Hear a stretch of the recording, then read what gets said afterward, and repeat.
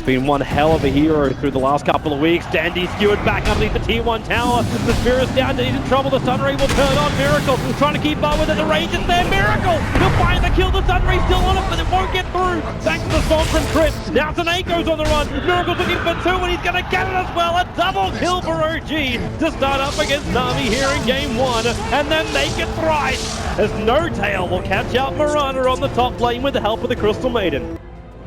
Looking to keep eyes on the bottom lane and potentially catch out Moon, a difficult target to do so, but it's the mid lane where Dendy stomped on for the moment. Miracle gonna skewer him back right now. He puts down the Martian machines, but Dendy is already dead.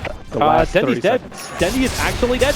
Omni Flash to go. Fall out with a spin. There's no way for him to really survive that. Miracle gonna skewer forward. Taneko, well, he'll be able to just, okay, with the Sunray and the damage from the tower, Miracle's gonna drop very low, but bottom lane where Axis goes ham.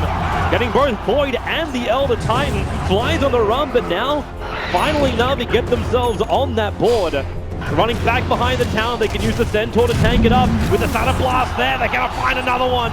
Over the river, which is in the top as well as on that bot lane behind the T1 tower. Three heroes are showing though. Okay, yeah. You might think that Magnus is just doing stacks right now to get his Blink Dagger. You don't actually know when it's going to come out, but maybe the margin Here stuff. they come. That Observer Ward sees a hell of a lot. Miracle gonna jump in, goes to the skewer bridge, brings him in range of Taneko. With the Spirit down, Danny's gone as well. This going to be trying to be mopped up here by Navi. Miracle waiting in the trees for anyone from Navi to come in close. There's a couple of pings coming out at the moment.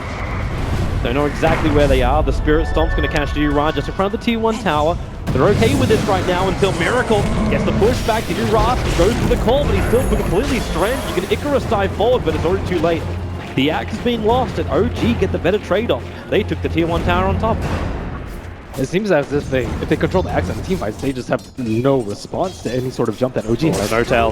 He's trying to push Artstyle away from the creep wave. Damn, that crit from No Tail still doing work. He can just finish the job with a spin. There's no TP support coming in. Even if it was tried, the creep got killed off. Now Artstyle tries to go into the maze. No Tail, the Sunstrike. Sunray is not doing enough. And with a leap forward general, well, they can catch out this Juggernaut. The question is, they still have enough damage? And the answer is no. That sitting at 2k gold. Now over on the Tinker. Not if they lose this fight though, and they're setting up for that scam. That scan from OG is down. They want to see him, but Navi actually go the long way around. And there's Miracle. It's going to break, but the call, it doesn't come in time from Didira. Fly wants to turn. They've got a perfect Observer and Sentry on the hillside. So they see Navi coming. Rojal will go down. Juggernaut has the Aegis, the Immortal, the Nova on the back end of the pit. It's actually causing problems for Moon, but it's a spin. Didira gets the call out. Fly's going to go down. No Tail too early on the dunk, but you've still got Taneko with the Sunray, allowing Didira to escape. They burn the Aegis to the Immortal. Diving away, the Chronosphere only controlling Dandy with that laser. He can't get the hit off. The Iraq comes in, moves so low, and he will drop down. They try and run away now. Taneko is still on the run, away from No Tail. With that crew, he's able to finish the job. Time goes on, everyone continues to farm up. Didira is probably the most exposed here in the mid lane. So Miracle going to capitalize on it. The Chronosphere out for a Moon. It's almost like insurance, but Didira is really, really tanky. Finally, the others are free, and it's Fly who takes the kill.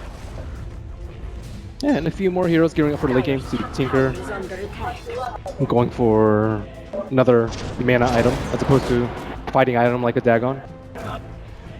What is the build for Dendy here when you look at it?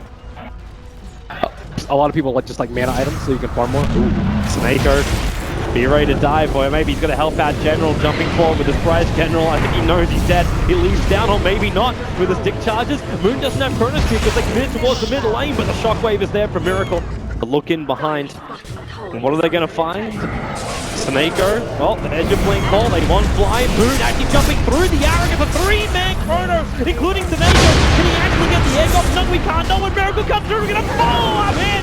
There goes Giroli as well. Navi is going to get wide. They thought they were the aggressors, but they can be sent back packing. Dendy maybe going to survive this one. Blink Daggers off cooldown, up on the hill and going home as quickly as he can. Oh boy, Navi were not ready for that one. I don't know how Tinker's supposed to kill himself though. There's a Yule's up now and the other time to catch him out. Miracle and Moon. Oh, that arrow is nice. The call as well. No Tail. He's being pulled in a little bit too deep. A lot deeper than he really wanted to. The damage from Artstyle really isn't anywhere near enough, but I'll try and do it, but with a pull back out, Dira's outside the base while General is locked down by Moon's Chronosphere. You can take it already, that axe. No, well, he does have the buyback available. They're expending it at this point. A little bit of damage from March to the machines. Again, No-Tail to the front lines, and Aegis can't have much longer left on it. And now No-Tail jumps in, R-Style, huge damage already! He's already brought down by the Juggernaut. You get a small arrow on the fly, but there's no way to follow up. The axe is already brought back. So OG, they got him through the tower, the bottom lane's pushing in. They rinse and repeat. The Aegis Immortal, though, will be gone shortly. And the Dragonlance Enchantress is the best way that they have to kill the Healing Orb, and it still has a good amount of duration left.